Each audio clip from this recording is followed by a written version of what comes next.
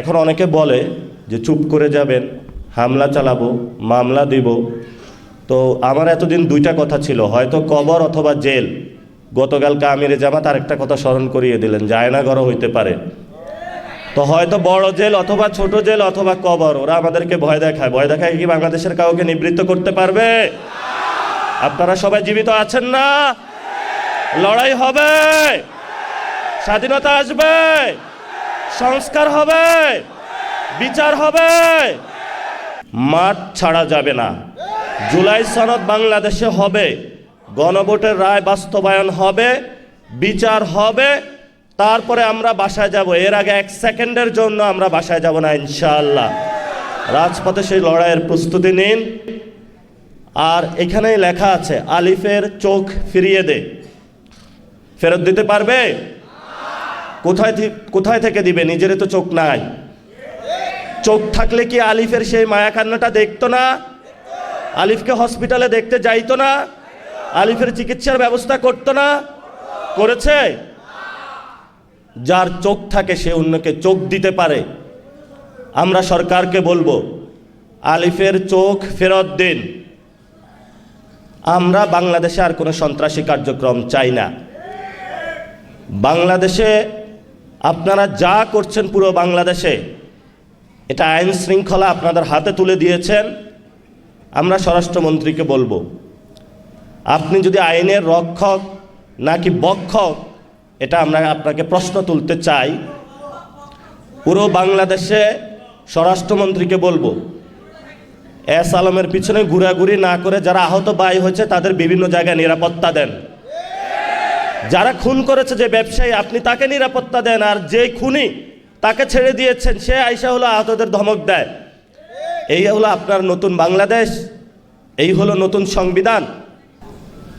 আপনারা জানেন আমাদের 2026-এ এসে যে লড়াইটি, এক নাম্বার হলো বাংলাদেশের 70% মানুষ রায় দিয়েছে যে গণভোটের, সেখানে আমরা দেখেছি যে জুলাই সনদ বাস্তবায়নের পক্ষে।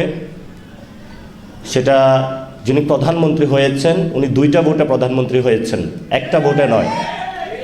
ফলত একটা ভোট মানবেন, আরেকটা ভোট যদি না মানেন তাহলে আমরা ভবিষ্যতে আপনাকে অবৈধ প্রধানমন্ত্রী বলবো।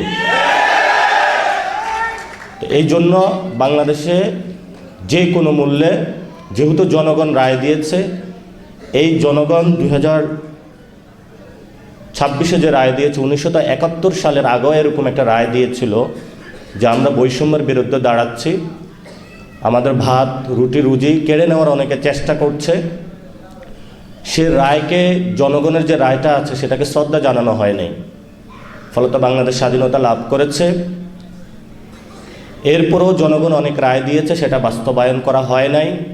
90-এ 3 দল মিলে একটা রূপরেখা চূড়ান্ত করেছিল, সেই চূড়ান্ত রেখাটাও বাস্তবায়ন করা হয় নাই।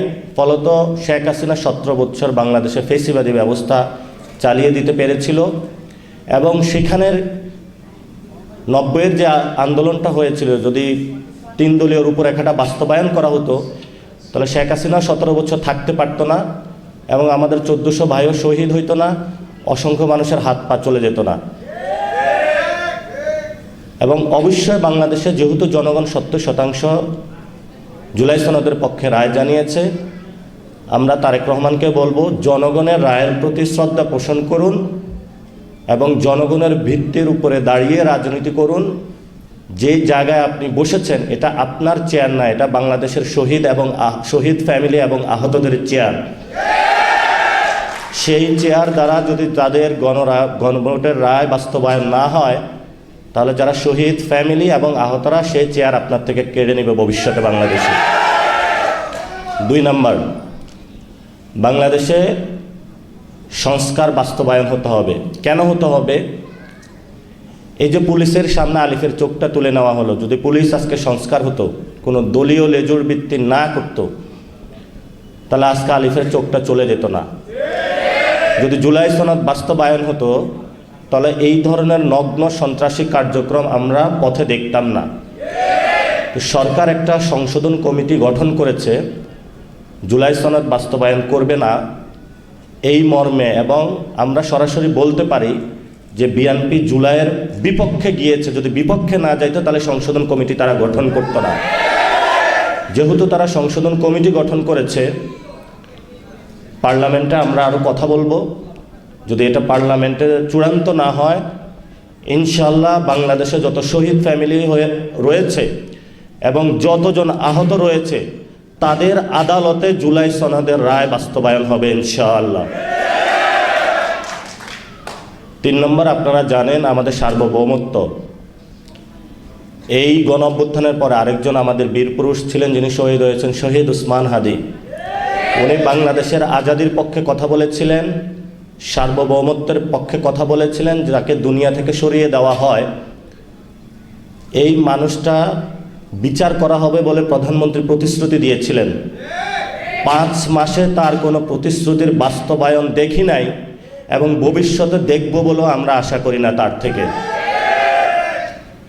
যেই মানুষগুলো আহত হয়েছে, শহীদ হয়েছে, সেই মানুষগুলোকে মুক্তিযোদ্ধা মন্ত্রণালয় ব্যবহার করে 71-এর মুক্তিযুদ্ধের পরে এই মন্ত্রণালয় ব্যবহার করে অনেক কারসাজি হয়েছিল। এখন আমি বিভিন্ন গ্রামে গিয়েছি, 1 মিনিটে শেষ করব। আওয়ামী লীগের যতগুলো লোক আমাদেরকে খুন করেছিল, আপনাদের সন্তানদেরকে, তারা হলো বাহিরে ঘোরাফেরা করে সবাই। পুলিশও নিশ্চুপ, বিভিন্ন দলও নিশ্চুপ। আমরা যখন কথা বলতে যাই তারা বলে যে চুপ করে থাকেন, নাহলে চোখ উপড়ে ফেলবো। বললাম যে ভাই কি হয়েছে, একটু রাতের বেলা খোঁজ নেওয়ার চেষ্টা করলাম।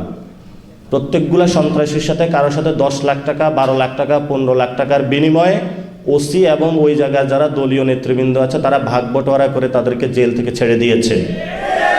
এখন তারা এসে আহতদেরকে হুমকি দিচ্ছে, খায়া ফেলবো, মায়েরা ফেলবো, সব করে ফেলবো। আপনাদেরকে দেয় নাই? তাহলে আপনাদের জীবনের নিরাপত্তা কোথায়? জীবনের যদি নিরাপত্তা না থাকে, প্রধানমন্ত্রী না দিতে পারে, তাহলে আমরা কি আবার সেই শহীদের খাতায় নাম লেখাবো, নাকি আমাদের জীবনের নিরাপত্তা আমরা নিশ্চিত করব বাংলাদেশে ইনশাআল্লাহ? আরেকটি বিষয় হলো, আমি অনেক জায়গায় গিয়েছি, অনেকে এসে কান্নাকাটি করে।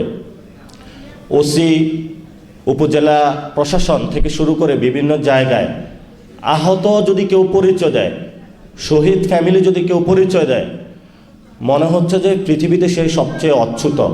প্রশাসন কথা বলে না। আপনারা যেগুলো বাস্তব অভিজ্ঞতার সম্মুখীন হচ্ছেন, আমরা প্রশাসনের ভাইদেরকে বলবো, এখনো আপনাদের বিচার কিন্তু হয় নাই। প্রশাসনের মধ্যে অনেক খুনি আছেন এখনো লুকিয়ে। আবারও এখনো আহতদেরকে হলো 2 বছর পরে সহ্য করতে পারেন না, শহীদ ফ্যামিলিদেরকে। আমরা বলবো যারা প্রশাসনে এই খুনের সাথে জড়িত ছিল তাদেরকে বিচারের আওতায় নিয়ে আসার জন্য, এবং যারা আহত শহীদ ফ্যামিলিদের দেখলে তেলে বেগুনে জ্বলে ওঠে, আমরা ওদেরকে চিহ্নিত করার চেষ্টা চালাবো, কারণ ওরা হলো গুপ্ত আওয়ামী লীগ। প্রশাসনে গুপ্ত আওয়ামী লীগ না থাকলে তাহলে তারা শহীদ ফ্যামিলি এবং আহতদের সাথে এই ধরনের আচরণ করতে পারে না। আপনারা আজকে এসেছেন, অনেকেই বলে আমি বিএনপির বিরোধিতা করি। আমার জীবনে আমি বিএনপির বিরোধিতা করতে যাইনি। প্রথমটা শুরু হয়েছিল, আমি যাত্রাবাড়িতে গিয়েছিলাম একটা প্রোগ্রামে, শহীদদের প্রোগ্রামে। গিয়ে এক শহীদ ফ্যামিলির বাবা, উনি বক্তব্য দিলেন। ওনাকে 10 লাখ টাকা অফার করা হয়েছে ওই দলের শহীদ ক্যাটাগরিতে নাম লেখানোর জন্য, 1 নম্বর। 2 নম্বর হলো ওই দিন তারা একটা তালিকা প্রকাশ করে। তারা বলে যে বিএনপির হলো 447 জন বা 547 জন, এরকম একটা তালিকা প্রকাশ করে যে আমাদের দলীয় শহীদ হলো এতজন। আমি বাসায় এসে একটু ঘাটাঘাটি করলাম। ঘাটাঘাটি করে দেখি এই দাবিটা সত্য নয়। এরপর থেকে আমি এই জনযুদ্ধ শুরু করলাম। যারা বাংলাদেশের শহীদদেরকে দলীয় বানাইতে চায় তারা বাংলাদেশের শহীদদেরকে ধারণ করবেও না, আর জুলাই সনদকেও ধারণ করবে না। তাদের নামে এখন এই যুদ্ধ শুরু হয়ে গেল। এখন অনেকে বলে যে চুপ করে যাবেন, হামলা চালাবো, মামলা দিব। তো আমার এতদিন 2টা কথা ছিল, হয়তো কবর অথবা জেল। গতকালকে আমিরে জামাত আরেকটা কথা স্মরণ করিয়ে দিলেন, জায়নাঘরও হইতে পারে। তো হয়তো বড় জেল অথবা ছোট জেল অথবা কবর, ওরা আমাদেরকে ভয় দেখায়। ভয় দেখায় কি বাংলাদেশের কাউকে নিবৃত্ত করতে পারবে? আপনারা সবাই জীবিত আছেন না?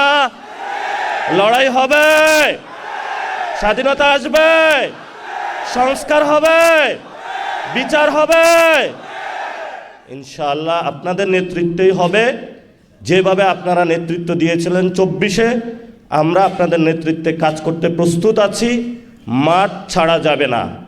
জুলাই সনদ বাংলাদেশে হবে, গণভোটের রায় বাস্তবায়ন হবে, বিচার হবে, তারপরে আমরা বাসায় যাব। এর আগে 1 সেকেন্ডের জন্য আমরা বাসায় যাব না ইনশাআল্লাহ। রাজপথে সেই লড়াইয়ের প্রস্তুতি নিন। আর এখানেই লেখা আছে, আলিফের চোখ ফিরিয়ে দে। ফেরত দিতে পারবে? কোথায় থেকে দিবে? নিজেরই তো চোখ নাই। চোখ থাকলে কি আলিফের সেই মায়া কান্নাটা দেখতো না? আলিফকে হসপিটালে দেখতে যাইতো না? আলিফের চিকিৎসার ব্যবস্থা করতো না? করেছে? যার চোখ থাকে সে অন্যকে চোখ দিতে পারে। আমরা সরকারকে বলবো, আলিফের চোখ ফেরত দিন। আমরা বাংলাদেশে আর কোনো সন্ত্রাসী কার্যক্রম চাই না। বাংলাদেশে আপনারা যা করছেন, পুরো বাংলাদেশে এটা আইন শৃঙ্খলা আপনাদের হাতে তুলে দিয়েছেন। আমরা স্বরাষ্ট্রমন্ত্রীকে বলবো, আপনি যদি আইনের রক্ষক নাকি বক্ষক, এটা আমরা আপনাকে প্রশ্ন তুলতে চাই। পুরো বাংলাদেশে স্বরাষ্ট্রমন্ত্রীকে বলবো, এস আলমের পিছনে ঘুরাঘুরি না করে যারা আহত ভাই হয়েছে তাদের বিভিন্ন জায়গায় নিরাপত্তা দেন। যারা খুন করেছে, যে ব্যবসায়ী, আপনি তাকে নিরাপত্তা দেন। আর যে খুনি, তাকে ছেড়ে দিয়েছেন, সে আইসা হলো আহতদের ধমক দেয়। এই হলো আপনার নতুন বাংলাদেশ, এই হলো নতুন সংবিধান। আমরা চাই বাংলাদেশটা পরিবর্তন হোক। এই পরিবর্তনের যাত্রায় আপনারা সবাই ঐক্যবদ্ধ থাকবেন। আমরা আপনাদের সন্তান হিসাবে আপনাদের প্রতিনিধি হয়ে কাজ করব, আপনাদের আন্ডারে কাজ করব। সবাই দোয়া করবেন। আসসালামু আলাইকুম রহমতুল্লাহি ওয়া বারাকাতুহু।